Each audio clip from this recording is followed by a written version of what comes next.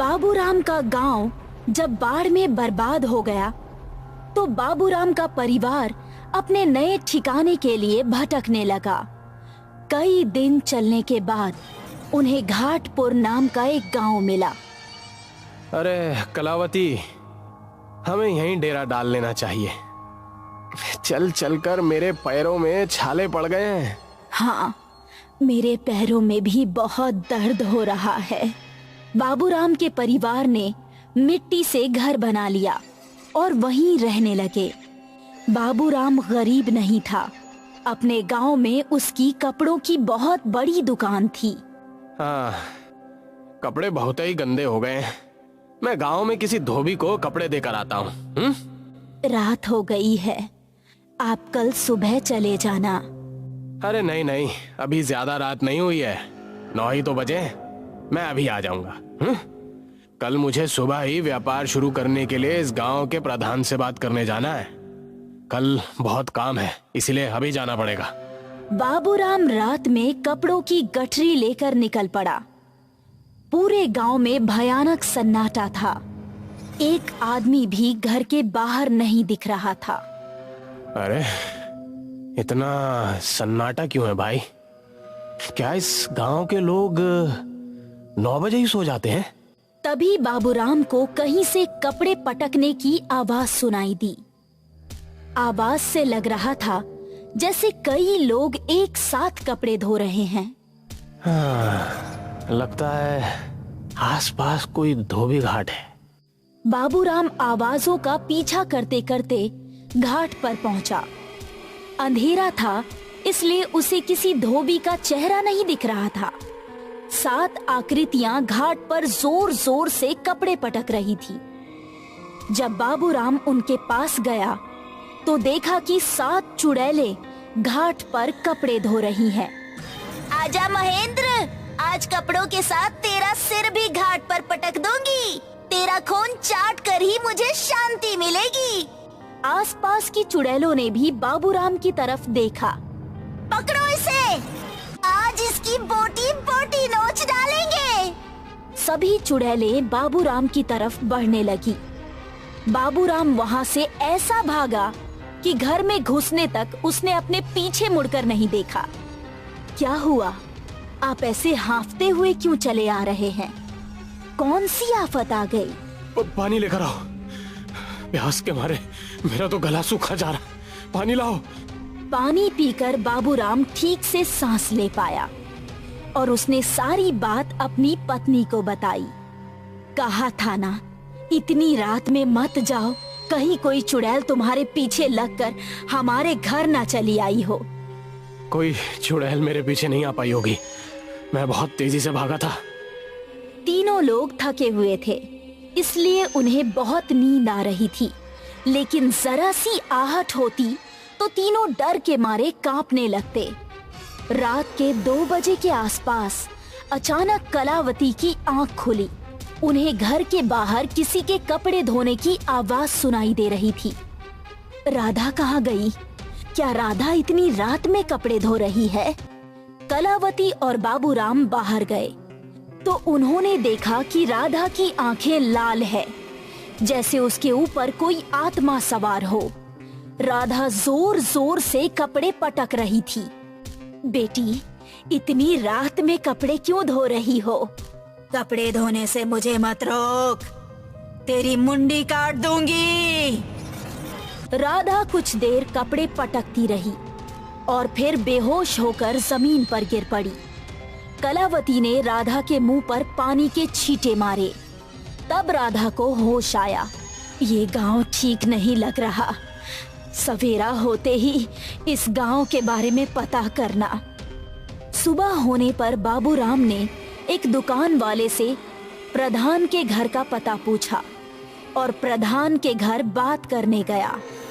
अरे प्रधान जी, मैं 2 दिन पहले ही इस गांव में आया हूँ। हमारा गांव तो बाढ़ में बर्बाद हो गया, इसलिए हमें यहाँ आना पड़ा। मैं यहाँ कपड़ों की दुकान खोलना चाहता हूँ। हाँ हाँ, खोलो, बिल्कुल खोलो। मैं तुम्हें बहुत सस्ते दामों पर जमीन दिलवा दूंगा। अरे मैं तो चाहता हूँ कि मेरे गांव में ज्यादा से ज्यादा व्यापारी आए। प्रधान जी, कल रात मेरे साथ कुछ अजीब सी घटना हुई। मैंने घाट पर कुछ बुरी आत्माओं को देखा। वो महेंद्र नाम के किसी आदमी का नाम ले रही थी। प्रधान घबरा गया और फिर संभलते हुए बोला, हाँ? नहीं नहीं, हमारे गांव में भूत प्रेत जैसा कुछ नहीं है। जरूर किसी ने तुम्हारे साथ मजाक किया होगा। अरे तुम ये सब छोड़ो और दुकान लगाने की तैयारी करो। बाबूराम जब घर पहुंचा तो कलावती ने उससे पूछा, प्रधान से कल रात हुई चीजों के बारे में बात हुई कि नहीं? हाँ हाँ हुई। प्रधान जी कह रहे थे कि गांव में कोई भूत प्रेत नहीं है, किसी ने हमारे साथ मजाक किया है। मुझे तो लगा कि प्रधान जी कुछ छुपा रहे हैं, लेकिन अच्छी बात है कि ये प्रधान जी व्यापारियों के हितैषी हैं। वो मुझे दुकान के लिए बहुत सस्ते रेट पर जमीन दिलवा रहे हैं। दुकान लगाने से पहले हमें कुछ दिन यहाँ रहना चाहिए और गांव के बारे में पता करना चाहिए। देखो, हमारे पास बहुत पैसे नहीं बचे। अगर प्रधान कम पैसों में हमारे लिए जमीन का इंतजाम कर रहा है तो ये अच्छा ही है ना। बाबूराम ने कपड़ों की दुकान लगा ली और कुछ सप्ताह बाद उसकी अच्छी कमाई होने लगी। काफी दिन भूत प्रेत की कोई घटना नहीं हुई, लेकिन एक दिन बाबूराम की दुकान में 2 बड़े बड़े चूहे घुस गए। चूहे नए कपड़े कुतर कर खराब कर देते थे। बाबूराम का चूहों ने बहुत नुकसान किया था, इसलिए बाबूराम उन्हें दुकान में नहीं छोड़ सकता था। चूहे पकड़ने में 5-6 घंटे लग गए, लेकिन एक ही चूहा पकड़ में आया। अरे, एक चूहा अभी भी दुकान में है। कीमती कपड़े अपने साथ घर ले जाना चाहिए। चूहों ने उन्हें काट दिया तो बहुत नुकसान होगा। बाबूराम ने कपड़ों को एक गठरी में बांधा और उन्हें लेकर घर की ओर चल दिया। बाबूराम के कानों में फिर वही कपड़े पटकने की आवाज आई। बाबूराम खुद को रोक नहीं सका और आवाज की तरफ चल पड़ा।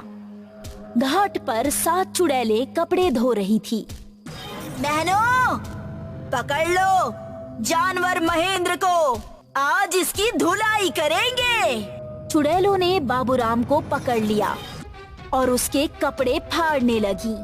अरे अरे अरे, मुझे छोड़ दो। मैंने तुम्हारा क्या बिगाड़ा है भाई? अरे छोड़ दो मुझे, छोड़ दो। चुड़ैलें बाबूराम के कपड़े उतारकर उसे घाट पर पटकने के लिए ले जाने लगी। तभी एक आदमी हनुमान जी की फोटो लेकर वहां आ गया। सारी चुड़ैलें तुरंत गायब हो गई।